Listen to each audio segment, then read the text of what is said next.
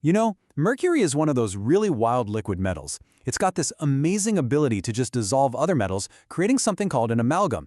You can literally watch a solid chunk of metal just vanish into it. But here's the kicker. What happens if you try to mix mercury with something that isn't a metal at all? Well, the result is one of the absolute strangest substances in all of chemistry. And that is the big question we're diving into. We're actually going to follow an experiment that tries to create one of the weirdest things you've probably ever seen, and it all starts with a very special kind of mercury. All right, so to even attempt this, to get to our weird non-metal target, we need a special key. And this key, it's a compound that basically opens the door to making these really tricky and unusual amalgams. So, let's meet our key player, sodium amalgam. It's pretty simple, really. You just dissolve sodium metal into mercury. But here's the really important part. It all comes down to concentration. Keep the sodium below 1% and it stays a liquid, looking just like regular mercury. But the moment you go past that 1% mark, it crystallizes and turns solid. And that little detail is going to be crucial for what happens next. Okay, so this is super important. This sodium amalgam, that's our starting point.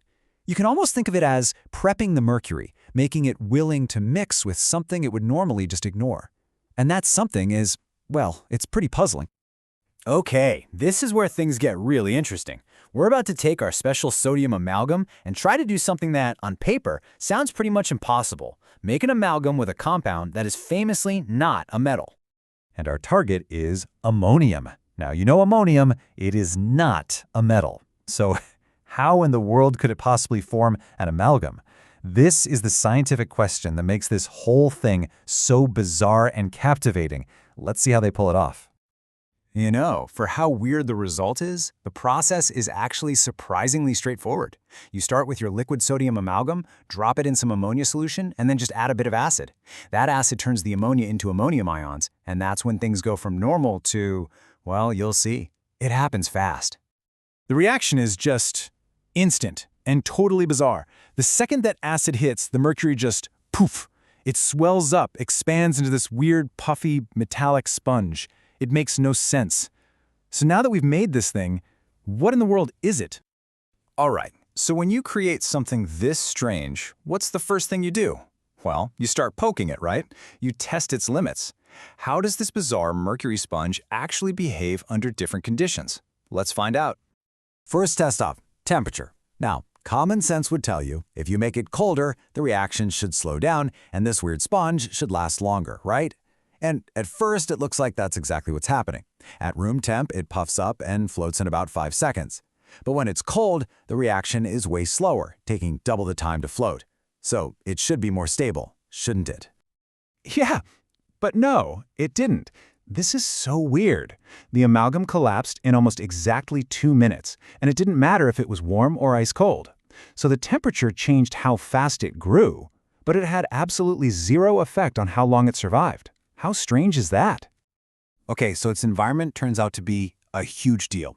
As long as the stuff is sitting in that solution, it's actually pretty stable, for its 2-minute lifespan.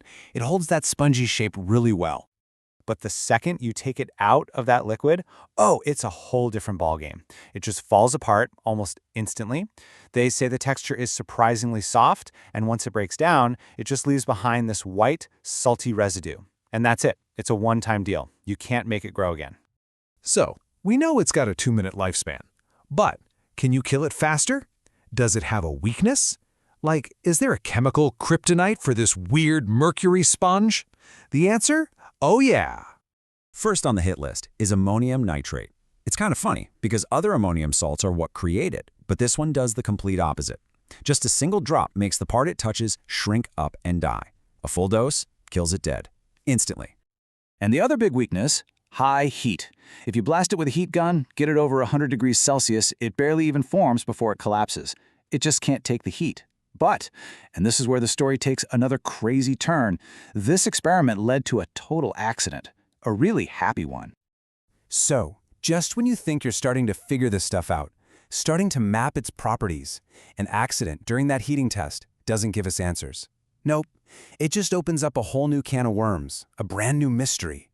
So here's what happened. Instead of totally blasting the amalgam, it was heated up and then quickly cooled down with more of the solution. And it didn't just collapse, it transformed into something else entirely. The person who did this experiment was just stumped. The texture of this new thing was so bizarre, so alien, that they literally said, "I honestly have no idea how to describe its texture, because it wasn't like anything that I've ever felt before." This accident created something that can only be called a frozen state. It wasn't really a solid, but it held its shape. It was filled with little gas bubbles, but when you poked it, it was unbelievably soft, offering almost no resistance. It was just this bundle of contradictions, all born from a simple mistake.